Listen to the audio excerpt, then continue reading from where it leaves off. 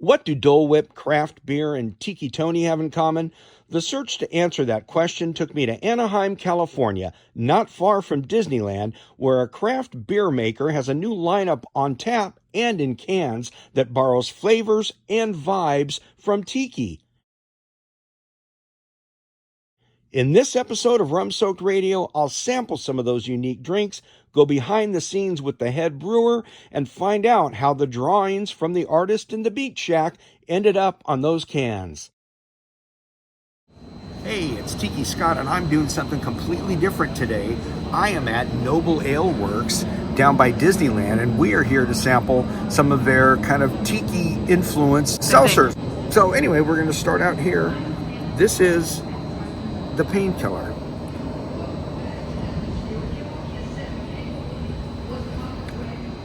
Oh boy, you get a pineapple blast right from the very beginning, and it does have a nice creaminess to it too. Wow, that's really good.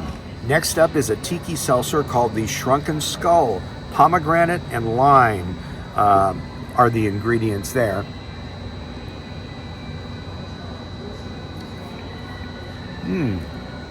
Boy, to me, it's kind of a red, juicy fruit.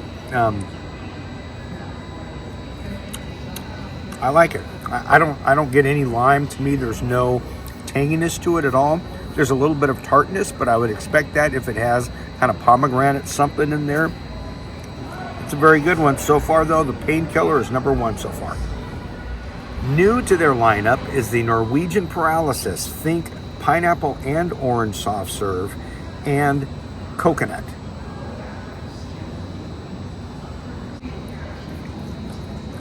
Kind of unsweetened orange juice, or maybe half sweetened orange juice. I really get the orange. I really get that citrus here. It's good. It's like a not fully developed orange juice almost. Really good. They all have such a nice effervescence so far. And our fourth sample is Watch Me Whip. It's a pineapple smoothie seltzer.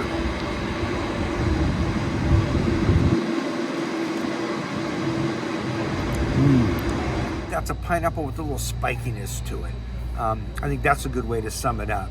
It's really smooth. It's not quite as effervescent as the other ones, but boy, it's really good. Just like all of them are really good.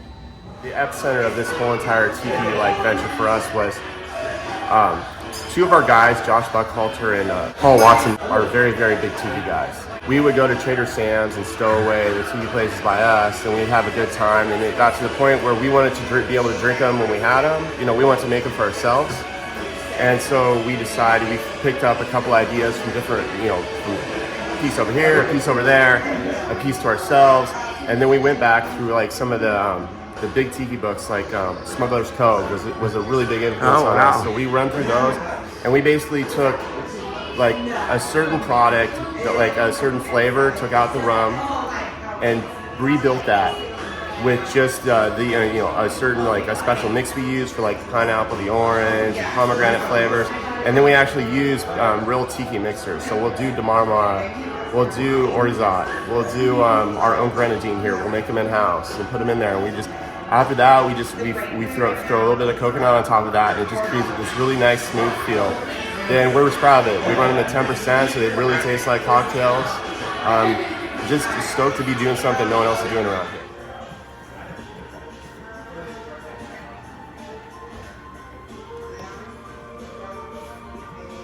These are all seltzers? Is that what they're they're considered? All seltzers. Okay. Meaning what?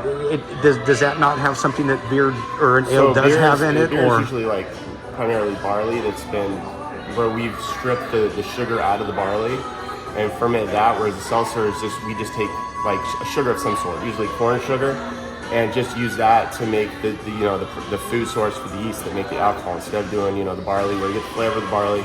We're just putting dextrose in there and getting it to a certain sugar level, and the yeast just eats that up, and we have a flavorless alcohol basically. And you just layer whatever flavors you want on top of that base sort of simple syrup or whatever, whatever it is. Okay, awesome. Let's talk about the Painkiller. The Painkiller, now, it tastes like a painkiller. So we, the big thing is we have a cream that we use, a coconut cream, that we actually add into the product. It gives it a nice viscosity and mouthfeel. And from there, we build on. We start with our pineapples, our oranges, our powdered mixes, and then we'll start going in the tiki mixers after that. So this one, the tiki mixers, and this one, because we actually did put spices in there, we'll finally mix in spice until we get it to the right level where we're happy with it. So the painkiller actually is the Watch Me Whip, our pineapple Dole Whip seltzer with a painkiller built on top of it by our blender, Paul Watson. I do some of them, he does some of them, painkillers his. It's probably our best one. It's most true to form. It's got a nice barrel character on it that he put in with some spirals. We think it's awesome.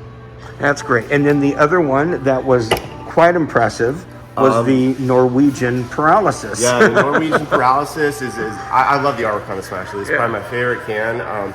It's just it's actually a take on the drink, the Norwegian paralysis, where it's pineapple and orange, Demerara, and Orgeat with a little bit of anise on the end. So if you drink it, you get the orange, pineapple mixed together with a little bit of those tiki mixtures, but then as you drink a little bit more, that anise starts building in the back of your palate. So it's kind of like a cumulative experience with this one. I'm really proud of making it the way it was. Like, this is mine, and it took like 3 tries to get it right, but we finally got it right, and we're happy with it. Yeah, congratulations. Thank you so much. How long ago does a project like this start? Like, is this a 3-year-old thing, or? So for me, before this, we hadn't made any seltzers here, and my big thing was probably for the last, I want to say, year and a half, I'd been looking for something that was different, something unique, because I didn't want to put your typical seltzer up there. It's kind of like a throwaway on the board. It's something that doesn't, stand out compared to everything else. It's just there to be there.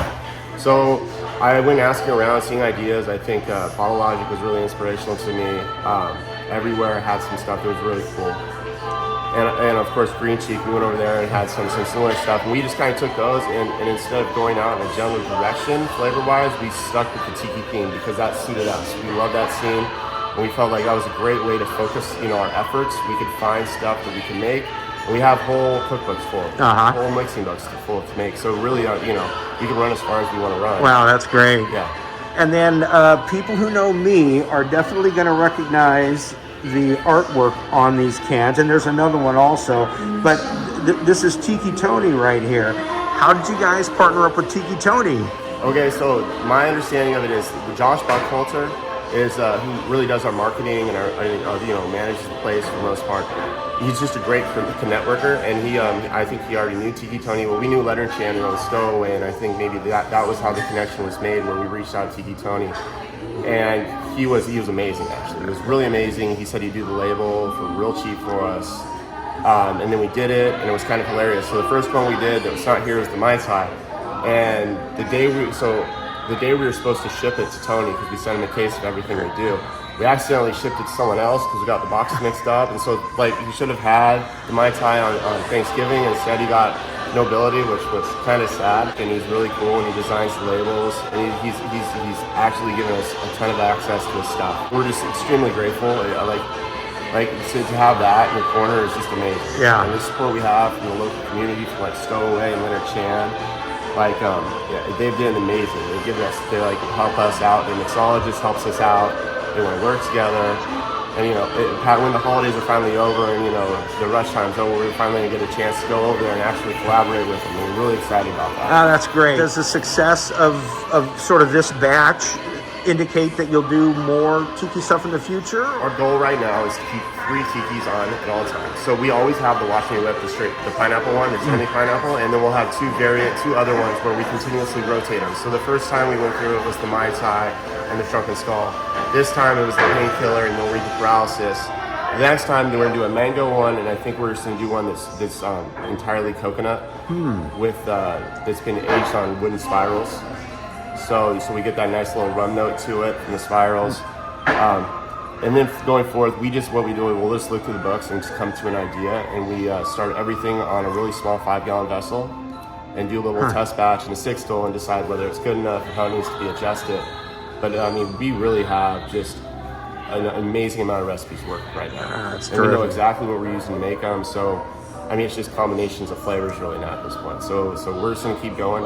It takes us no time at all to do these. So, like it's a day of work to make a whole bunch of this beer. Wow. Yeah. So each one, so it's really easy. Thank you so much Of course, for your man. time. Thank you for coming out. These are just wonderful. And if you want to try any of these and then look at all those other ones, just come down to Noble Ale Works in Anaheim. Easy to find and a great place to spend some time.